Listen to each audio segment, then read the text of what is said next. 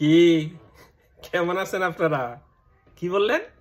হ্যাঁ, ভালো নেই?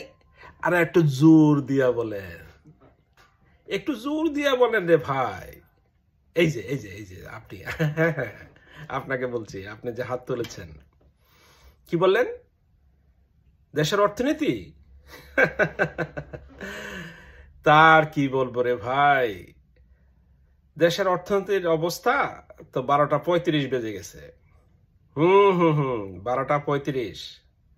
একটু শুনেন কিভাবে 12টা 35 বাজলো। গত 36 বছরের মধ্যে বাংলাদেশের জিডিপি এই বছর সবচেয়ে কম। বুঝতে পেরেছেন? হ্যাঁ, অর্থাৎ গ্রোথ, যে অ্যানুয়াল যে গ্রোথ হয়, গত 36 বছরের মধ্যে এই বছর সবচেয়ে কম। না না না না, এখানেই শেষ নয়, আরো আছে। আমাদের এই বছরে জিডিপির গ্রোথ হইল 3.6%, যেটা দক্ষিণ এশিয়ার মধ্যে সবচেয়ে কম। তবে হ্যাঁ, অনেকের প্রভু দেশের সাথে অবশ্য এটার একটা মিল আছে, তারা হয়তো খুশি হইতে পারে, কিন্তু আমাদের সমস্যা কিন্তু অন্য জায়গায়। কি সমস্যা জানেন?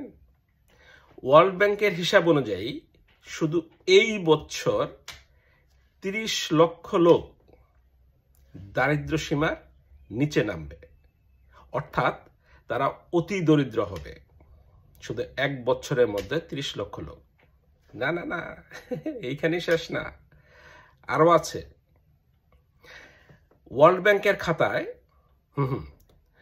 ব্যাংকের খাতায় বাংলাদেশের অবস্থান এখন লাল।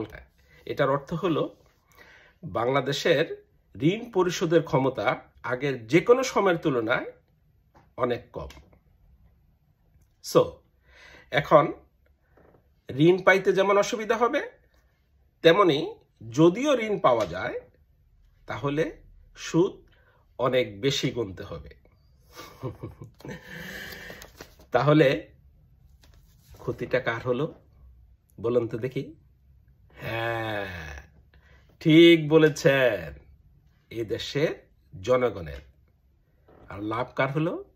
হ্যাঁ, লাভ তো ওই প্রভুদের, যারা এসব ঘটাচ্ছেন।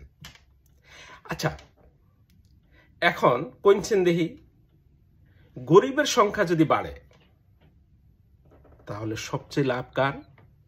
হ্যাঁ, উত্তর সঠিক হয়েছে, এনজিওর।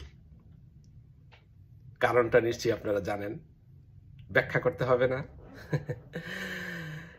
সবশেষে একটা কথা বলি, এই দেশের ডাক্তাররা যেমন চায় না রোগী মরে যাক অথবা একেবারে ভালো হোক, তেমনি এদেশের এনজিও চায় না যে এদেশের মানুষ ধনী হোক।